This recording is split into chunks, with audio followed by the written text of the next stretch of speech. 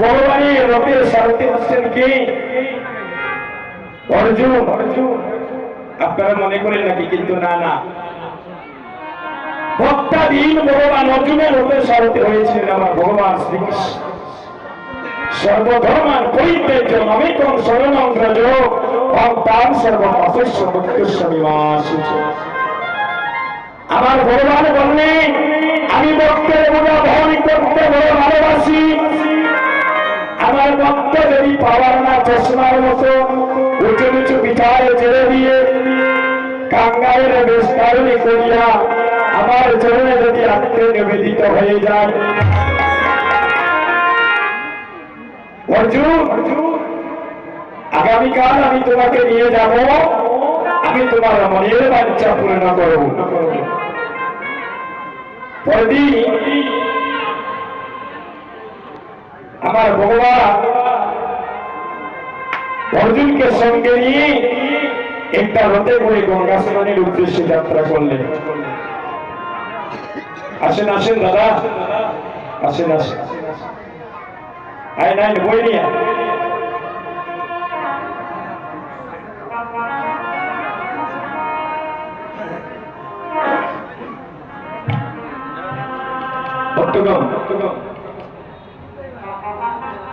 অর্জুনকে সঙ্গে করে নিয়ে যখন গঙ্গা নদীর নিকটে গেলে, এমন সময় ভগবান শ্রীকৃষ্ণ অর্জুনকে বলছেন, অর্জুন ওই যে দূরে একটা নদী দেখা যায়, ওই নদীটার নাম হল গঙ্গা নদী। যাও অর্জুন, ওই নদীতে তুমি স্নান করিয়া তোমার মনের বাঞ্ছা, তোমার আশা পূর্ণ করো। মাগো আর বলছেন, ওই যে দূরে একটা নদী, ওই নদীটার নাম হলো গঙ্গা নদী। আর ওই যে দূরে একটা মন্দির দেখতেছ, ওই মন্দিরটার নাম হলো শ্রীকৃষ্ণ মন্দির। আমি ওই মন্দিরে তোমার জন্য অপেক্ষা করব। এই বলে আমার ভগবান সেখানে থেকে চলে গেলেন। অর্জুনে ধীরে ধীরে যাচ্ছেন গঙ্গা নদীর নিকটে। অর্জুন ধীরে ধীরে যখন গঙ্গা নদীর নিকটে গেলেন, ওই গঙ্গা নদীর নিকটে গিয়ে দেখতে পেলেন ওই নদীর পাশে একটা শবদেহ পড়ে আছে। ওই নদীর নিকটে দেখলে একটা মৃত মানুষের লাশ পড়ে আছে। অর্জুন মনে মনে ভাবলেন, জানি না কোন অভাগিনী মায়ের সন্তান ওই নদীর পাশে পড়ে আছে। যেদিন আমাদের এভাবে মানব লীলা একদিন সঙ্গ হবে,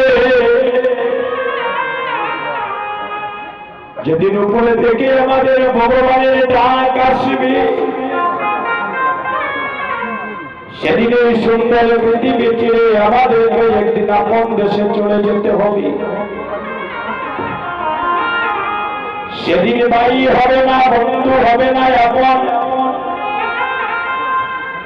সেদিন কেবল আমাদের শোনাবে মধুমাখা কৃষ্ণ নাম। যেদিন আমার দেহ থেকে প্রাণ পাখি বাহির হয়ে যাবে,